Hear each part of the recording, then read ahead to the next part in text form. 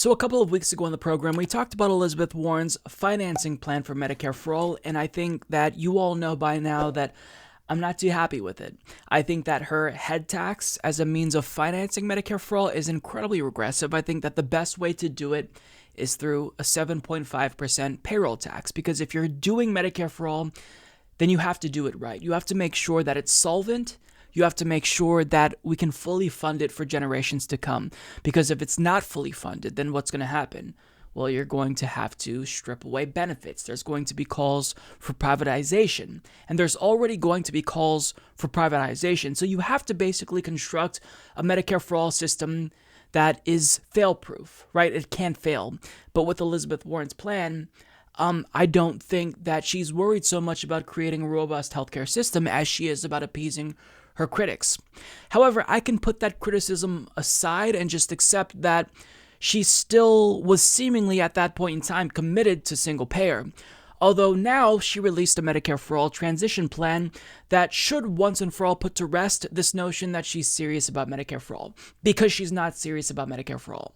Now, when I think about a transition plan for Medicare for All, I'm thinking about after it's already passed, once it's signed into law, what the implementation will look like. But what she rolls out here essentially is a roadmap as to how she's going to get Medicare for All passed. Now, she tweeted about this saying, "Today I'm sharing my plan to transition to Medicare for All in my first term. We will reverse Trump's sabotage of the ACA, lower drug prices, lower the Medicare age to 50, and create a true Medicare for All option and fully transition to Medicare for All.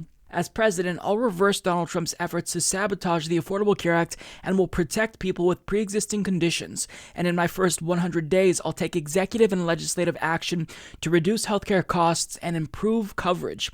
First, I'll act immediately as president to lower the costs of critical drugs, including specific drugs that millions of Americans currently rely on, like insulin and EpiPens. And I'll crack down on corruption to rein in health insurers and drug companies. Next, in my first 100 days, I'll use the same process Mitch McConnell used to try and kill the ACA to bypass the filibuster and create a true Medicare for All option, more generous than one proposed by any other campaign, to begin the transition to Medicare for All. This Medicare for All option will be open to everyone and includes all the healthcare benefits of Medicare for All. It will be immediately free for nearly half of all Americans, including all children under 18 and anyone with income at or below 200% of the federal poverty level. I'll also let anyone over the age of 50 join the existing Medicare program, and I'll improve its benefits and reduce its costs for everyone. We will continue to move forward on healthcare throughout my term, including by investing $100 billion in new breakthrough medical research and by creating a new drug development institute at the NIH. And now, here's the kicker. By the end of my third year, I'll fight to pass legislation to complete the transition to Medicare for All. Once millions have experienced the full benefits of a Medicare for All option and compared it to the corrupt and wasteful system we have today, the people will demand it." Now, if this were just one policy proposal where you pass Medicare for All and it starts out with a public option that you can buy into, and then towards the end of the third year, everyone's enrolled in Medicare for All, that would be one thing. But what she's doing is she's taking the healthcare battle and she's dividing it. She's saying, first, we are going to prioritize a public option.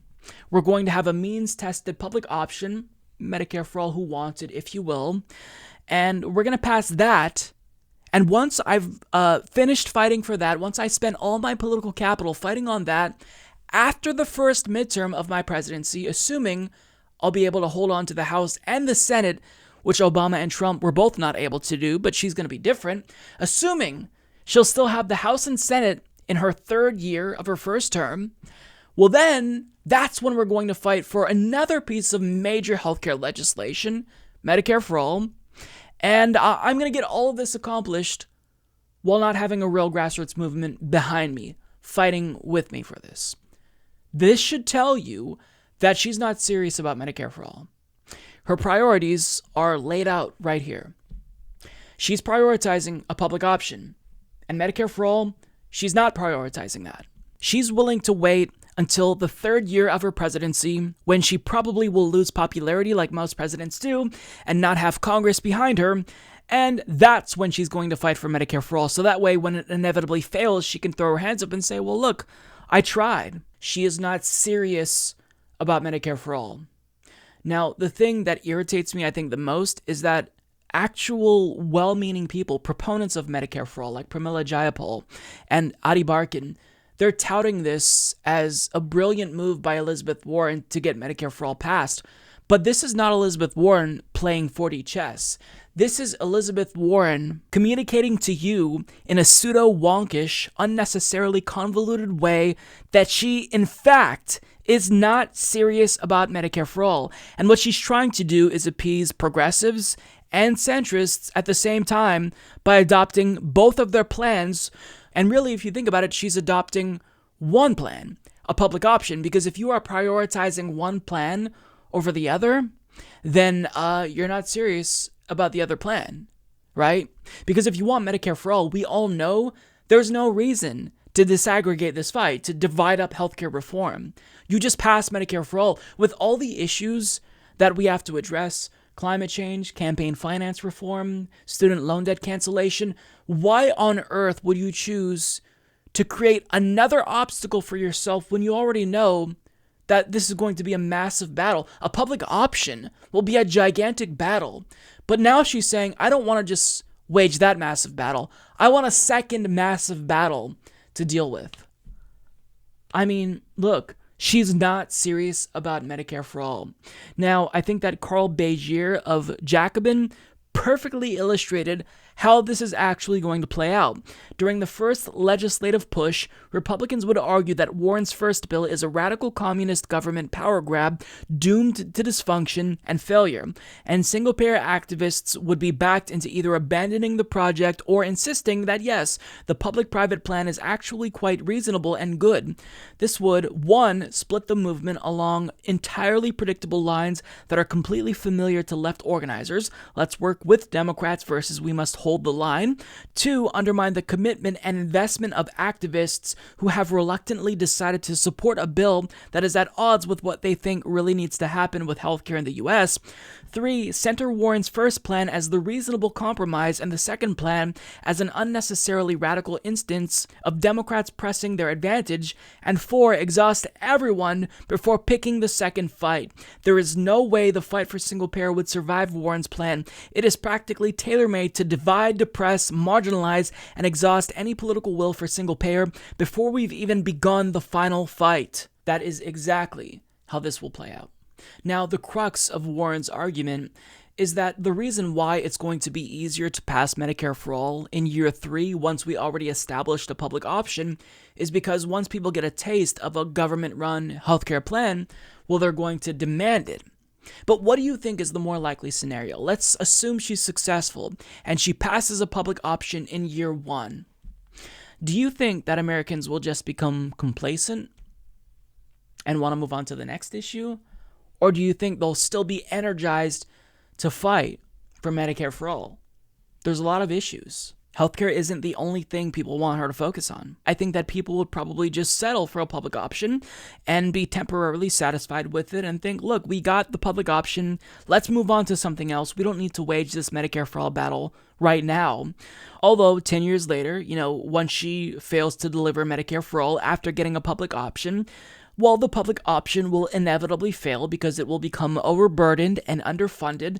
And when we start talking about healthcare reform again, centrists and Republicans will point to Elizabeth Warren's public option as proof that government-run healthcare just doesn't work. And then actually codifying Medicare for all into law will be that much more difficult to achieve. So what she's trying to do, cleverly so I think, is she's hiding the fact that she's triangulating by cloaking her plan in technocratic language. But when you remove all the fluff away, what remains is the fact that she's not prioritizing Medicare for all. She's prioritizing a public option. She's telling you, Medicare for all is not a priority for me. A public option is. Now, the real tell is what Wall Street thinks about this plan. And as Doug Henwood of Jacobin explains, Wall Street doesn't believe Elizabeth Warren is serious about Medicare for all. And he asks, is Elizabeth Warren's Medicare for All phase-in plan a shrewd, realistic, tactical move to win a public health system, or a bait and switch to play to Medicare for All's popularity without actually fighting for it?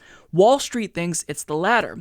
Now, he goes on to explain how a report from Barclays analyst Stephen Valiquette views her plan as a significant change in tone, and he writes, healthcare stocks rallied on the release of Warren's plan, meaning that Wall Street, which isn't always right but does have some skill in decoding political bullshit, sees her plan as political bullshit. Additionally, Barclays estimates a Warren-style buy-in would boost Humana's earnings per share, EPS, by 50 cents. That's not a massive windfall given current EPS of just under $19, but it is a step in the wrong direction, since companies like Humana need to be put out of business as a serious Medicare for All plan would do. So Wall Street, who has the most to lose from a single-payer system, isn't worried about Elizabeth Warren. That should tell you a lot. That should tell you everything you need to know. Because candidates who support a public option, they're doing it because they want to make sure that we can keep that private insurance system intact. Which means that you don't believe that healthcare should be about the delivery of healthcare. You think that there should be a profit motive, which means that you're not serious about the decommodification of healthcare. Now, I want to share another argument. This is from Ryan Cooper of The Week, who explains how it's really important to not compromise before negotiations even begin. He writes, instead of worrying about the McKinsey mayor, Warren ought to worry more about alienating Sanders supporters and dedicated healthcare activists who have sunk enormous political capital into Medicare for All as a rallying point and have been repeatedly betrayed by the Democratic establishment. It may be necessary to accept half a loaf in the negotiation stage, but only then, and only because moderates wouldn't accept anything better. Retreat and hesitation before a single primary election has been held signals a lack of commitment. Warren should have stuck to her guns, but she didn't. She didn't stick to her guns. But someone who is going to stick to their guns is Bernie Sanders, who tweeted this out after she released her so-called transition plan to Medicare for All. In my first week as president, we will introduce Medicare for All legislation. And there you have it. If you support Medicare for All, then you pass Medicare for All. You don't pass a public option first, you pass Medicare for All. There's no path to Medicare for All other than passing it and signing it into law. Bernie Sanders stands alone here in being the only candidate who actually wants to fully decommodify healthcare in the United States of America. So the false equivalencies between Elizabeth Warren and Bernie Sanders need to stop. He's the one candidate who is serious about Medicare for All. She can support it in her rhetoric. She can be a phenomenal ally on the debate stage when she's teaming up with Bernie Sanders to argue about single payer versus, a multi-payer system with centrists. But let's be real. Elizabeth Warren is not serious about Medicare for All. And in the event she becomes president, I don't believe we are going to get Medicare for All. I would be surprised if she even fought for Medicare for All. Bernie Sanders is the only candidate who's proposing a true single-payer system that I know will fight for it. Other people are not serious about it. You can get Tulsi Gabbard's single-payer plus, I guess the plus signifies plus private, which means it's multi-payer, where she's basically creating a plan that sounds like a two-tiered system, which is garbage. You need to take the profit motive out. Or Elizabeth Warren, who will pay you lip service and say she supports Medicare for All, but she's not going to prioritize it. I mean, look, if you truly believe in Medicare for All, if you want people to stop dying and going bankrupt, if you want a healthcare system that strips out that profit motive and gets rid of private insurance, there's one candidate who has made it crystal clear they're going to fight for it. It's Bernie Sanders. And if you're not going to prioritize that on day one, then you're going to put it on the back burner and it's not going to pass. So Elizabeth Warren is no Bernie Sanders. And I think to call Elizabeth Warren Diet Bernie Sanders, I think that's giving her too much credit as well. She's not even Diet Bernie Sanders, right? She is a fairly left-leaning Democrat in the Senate comparatively, but she's nowhere near Bernie Sanders, domestically and on foreign affairs. On domestic policy, she doesn't believe in 100% student loan debt cancellation. She doesn't believe in medical debt cancellation. On foreign policy, she's atrocious. It's Bernie Sanders. Rally behind Bernie Sanders if you actually want someone who will bring about structural change in this country, because Elizabeth Warren isn't going to do it. And I think she's made that clear throughout the course of this primary. You could support the Humanist Report at patreon.com/Humanist Report. But trust me, I'd have way more supporters on Patreon if that was my podcast. Sad.